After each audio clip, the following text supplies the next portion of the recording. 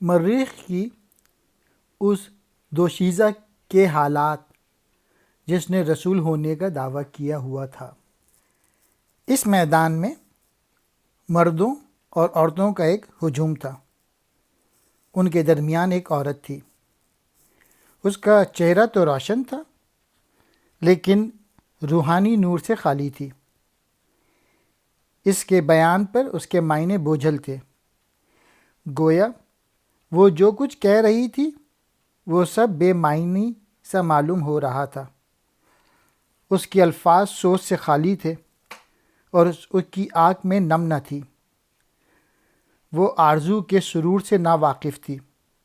اس میں کسی طور پہ بھی جذبہ عشق کے آثار نہیں تھے اور نہ کوئی جد و جہد و عمل والی بات تھی۔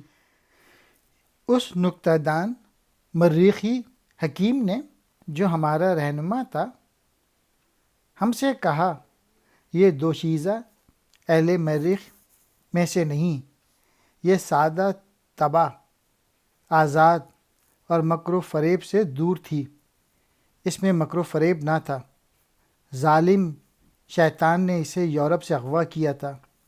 اس خبیث شیطان نے نبوت کے معاملے میں اسے پختہ کر دیا اور پھر اسے یہاں مریخ میں لا ڈالا، یہاں چھوڑ دیا۔ وہ دوشیزہ کہنے لگی، میں آسمان سے نازل ہوئی ہوں اور میرا پیغام نبوت آخر زماں کا پیغام ہے۔ میں نے دیکھا کہ وہ مرد اور عورت کے مقام کے بارے میں بات کر رہی ہے اور بدن کے راز خوب کھول کر بیان کر رہی ہے۔ مریخ کی نبیہ کا واس۔ اے عورتوں، اے ماؤں اور بہنوں، یہ دلبروں کی سی زندگی آخر کب تک گزارو گی؟ گویا معشوقوں کی طرح کب تک صنف نازک بنی رہو گی؟ دلبری دنیا میں مظلومی ہے۔ دلبری محکومی اور محرومی کا نام ہے۔ مطلب یہ ہے کہ مردوں کی بیوی یا محبوبہ بن کر سراسر مردوں کے ظلم برداشت کرنا اور اپنے حقوق سے محروم ہونا ہے۔ مرد تو دراصل ہمارا شکار بن کر ہمیں اپنا شکار بناتا ہے۔ وہ تو تیرے گرد اس لیے پھرتا ہے کہ تجھے وہ عشق کا فریب دے کر اپنا غلام یا قیدی بنا دے۔ ماں بننے سے ماؤں کا چہرہ زرد ہو جاتا ہے۔ شوہروں کے بغیر آزادی کتنی اچھی ہے۔ گویا جب تو اس کی بیوی بنے گی تو تجھے بچہ جننا پڑے گا اور اس کی پرورش کرنی پڑے گی۔ اس سے تو تیرا خون نچڑ جائے گا، لہٰذا اس سے بچ اور ایک آزاد اور پرمسرت زندگی گزار۔ مجھ پر خدا کی طرف سے مسلسل وحی نازل ہو رہی ہے اور یہ وحی مجھ میں ایمان کی لذت بڑھا رہی ہے۔ یہ ایمان اس دوشیزہ کا خود ساختہ ایمان ہے اور وحی کے فریب سے وہاں موجود حاضرین کو مروب کر رہی ہے۔ اب وہ وقت آ رہا ہے کہ سائنس کے معجزے سے عورت کے بدن کے اندر دیکھا جا سکے، یعنی یہ معلوم ہو جائے کہ ماں کے پیٹ میں بچے کتنے ماہ کا ہو چکا ہے اور وہ بچہ لڑکا ہے یا لڑکی۔ رومی، تو زندہ رود یعنی اقبال، ذرا نئے آئین والے زمانے کے مذہب کو دیکھ، ملاحظہ کر اور ایک لا دین تہذیب کے اثرات یا نتائج ملاحظہ کر۔ یہ بات اس نبیہ کے واس کے حوالے سے کہی ہے۔ حقیقت یہ ہے کہ زندگی کا آئین و شرع عشق ہے۔ تہذیب کی اصل دین ہے اور دین عشق ہے۔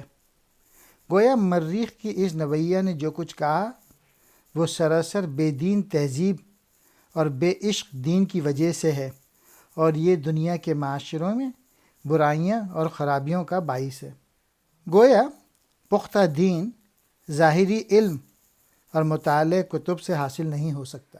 فلک مشتری، اللاج اور غالب کی عظیم روحیں جو بہشتی نشیمن گھر کی طرف مائل نہ ہوئیں۔ چونکہ خدا کی نشانیوں کی کوئی حد نہیں ہے، اس لیے اے مسافر، بھلا راستے کی انتہا کہاں ہے؟ گویا مرد خود درس کے لیے ہر منزل ایک نئی منزل کی طرف گامزن ہونے کا باعث بنتی ہے، اور وہ مسلسل چلتا رہتا ہے۔ عقل پہلے کوئی نظریہ قائم کرتی ہے، پھر خود ہی اسے غلط قرار دیتی ہے، جبکہ معرفت و عرفاں کے مقرر کردہ نظریات یقینی ہوتے ہیں۔ حکمت ہر شے کو ہنر کے ترازو میں تولتی ہے، جبکہ یہ معرفت ہر شے کو نظر کے ترازو میں تولتی ہے۔ گویا عقل دلیل سے کسی چیز کو جانچتی ہے، لیکن معرفت اس سے جانچتی ہے۔ وہ یعنی حکمت آب و خاک کو اپنی گرفت میں لائی، جبکہ یہ یعنی معرفت جان پاک کو گرفت میں لائی۔ حکمت و فلسفہ اور سائنسی علوم مادیت ہی میں الجھتے رہے، جبکہ معرفت روحانی تجلیوں سے فیض پاتی ہے۔ کائنات کو دیکھنے والے ان دو مسافروں کا قافلہ رومی اور اقبال کا اب مشتری کے کنارے پہ اترا۔ منصور اللاج۔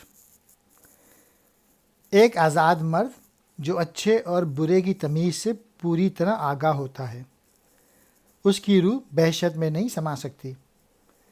ملا کی جنت تو شراب حور والی جنت ہے، جبکہ آزاد لوگوں کی جنت مسلسل سیر گردش کرنا ہے، یعنی وہ ملا کی طرح ان آسائشوں لذتوں میں نہیں کھو جاتے، بلکہ انہیں اپنے آگے بڑھنے یعنی وہاں بھی روحانی مدارج طے کرنے میں رکاوٹ سمجھتے ہیں۔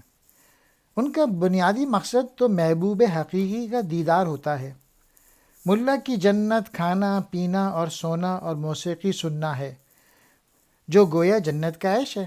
اس کے برعکس ایک عاشق کی جنت وجود یعنی محبوب حقیقی کے دیدار کی خواہش ہے۔ ملا کے مطابق حشر قبر کے کھلنے اور بانگ صور پر مردوں کے اٹھنے کا نام ہے، جبکہ ہنگامہ برپا کرنے والا عشق خود قیامت کی صبح ہے۔ گویا ایک عاشق اپنے جذبہ ہائے صادق کی بنا پر قیامت سے پہلے ہی اسے قیامت دیکھ لیتا ہے، اور وہ اپنی زندگی ہی میں حشر و نشر کی کیفیات سے گزر کر محبوب حقیقی کے دیدار سے مشرف ہو جاتا ہے۔ علم و حکمت کی بنیاد خوف اور امید پہ ہے، جبکہ عاشق کے لیے نہ تو امید کی کوئی کیفیت ہوتی ہے اور نہ خوف و ہراس کی۔ گویا علم اس کے لیے امید و بیم کا شکار رہتا ہے کہ خدا جانے حشر میں کیا صورتحال ہوگی، لیکن اس کے برعکس عاشق مشاہدہ حق کی طرف گامزن ہونے کے باعث امید و بیم سے بے نیاز رہتا ہے۔ علم کائنات کے جلال سے خوفزدہ رہتا ہے، جبکہ عاشق کائنات کے جمال میں غرق ہوتا ہے۔ علم کی نظر صرف ماضی اور حال پہ ہوتی ہے، جبکہ عشق کہتا ہے کہ دیکھ کیا آئے گا، آئندہ جو کچھ ہونے والا ہے اس پر نظر ڈال۔ علم کے برعکس عشق آزاد اور غیرت مند اور بے صبر، وہ وجود یعنی محبوب حقیقی کے دیدار کے معاملے میں بے باک اور دلیر ہے۔ بے صبری اس لحاظ سے کہ وہ جلد اس دیدار سے مشرف ہونا چاہتا ہے۔ دل میں عشق کے کانٹوں کی چبھن کے بغیر جینا کوئی جینا نہیں۔ ضروری ہے کہ عاشق پاؤں کے نیچے آگ کے ساتھ جیے، یعنی عاشق کے لیے مسلسل بے قرار رہنا ہی اصل زندگی ہے، اور ایسا فراغ ہی میں ممکن ہے۔ اللاج۔ جو کوئی تقدیر کا ساز و سامان رکھتا ہے، اس کی طاقت سے ابلیس اور موت دونوں پر کپ کپی تاری رہتی ہے۔ ایک پختہ یعنی کامل مرد جبر سے اور بھی زیادہ پختہ ہو جاتا ہے۔ اس کے برعکس ایک مرد خام کے لیے جبر قبر کی آغوش بنتا ہے۔ تقدیر پر ایمان کامل رکھنے والا باہمت اور دلیر انسان ہے، اور جب وہ عملی طور پر اس ایمان و یقین کا مظاہرہ کرتا ہے تو اس میں اور کمال و پختگی آ جاتی ہے۔ اس کے برعکس تقدیر الہی پر ایمان نہ رکھنے والا کبھی حق کے لیے نبر آزما نہ ہوگا، اور یوں وہ موت سے بھی ڈرتا رہے گا اور شیطان کے فریب میں بھی پھنس کر اپنی زندگی بیکار کر لے گا۔ حضرت خالد رضی اللہ تعالیٰ عنہ کا جبر ایک دنیا کو تہ و بالا کر دیتا ہے، جبکہ ہمارا جبر خود ہماری جڑ اور بنیاد اکھیڑ ڈالتا ہے۔ چونکہ حضرت خالد بن ولید رضی اللہ تعالیٰ عنہ کا تقدیر کامل ایمان تھا، اس لیے انہوں نے موت سے بے خوف ہو کر اسلام کے لیے بڑے مارکے مارے اور دشمنوں کو زیر کیا۔ اس کے برعکس ایک عام آدمی موت سے ڈرتا ہے اور یوں وہ کوئی ایسا مارکا نہیں مار سکتا۔ اس طرح اس کی زندگی ایک بیمار اور بے مقصد ہو کے رہ جاتی ہے۔ میرے دور کے مومنوں کی خوبو کافروں کی سی ہے۔ زباں سے تو وہ لا الہ کہتے تھے، لیکن اپنے آپ سے منکر تھے۔ وہ اپنی خودی اور اپنے خالق حقیقی سے ناآشنا تھے۔ وہ عملاً توحید کی طرف مائل نہ تھے۔ زندہ روح غالب کی روح سے مخاطب ہے: اے غالب، کہ تجھے قدرت کی طرف سے تلاش و جستجو کا درد عطا ہوا ہے۔ غالب: تو اس جہاں میں غور سے دیکھ، یہاں مسلسل جہاں وجود میں آ رہے ہیں، نت نیا جہاں وجود میں آ رہا ہے۔ جہاں کہیں بھی دنیا کا ہنگامہ ہے، وہاں ایک رحمت العالمین بھی ہے۔ سب جہانوں کے لیے رحمت تو صرف حضور اکرم صلی اللہ علیہ وآلہ وسلم ہی کی ذات مبارک ہے۔ ایسی بات کھل کر کرنا خطا ہے، یعنی ایسی بات آپ عام انسانوں کی عقل میں نہیں آ سکتی کہ ایک ہستی سب جہانوں میں موجود ہو، صرف ان جہانوں ہی میں نہیں جو حضور اکرم صلی اللہ علیہ وآلہ وسلم کے دور میں موجود تھے، بلکہ ان جہانوں میں بھی جو بعد میں قیامت تک وجود میں آتے رہیں گے۔ اہل فراق کے سردار ابلیس کا ظاہر ہونا۔ میں اپنے خیالات میں محو تھا کہ اچانک میں نے دیکھا کہ جہاں فضا تاریک ہو گیا ہے، مکان سے لا مکان تک تاریکی سیاہی چھا گئی۔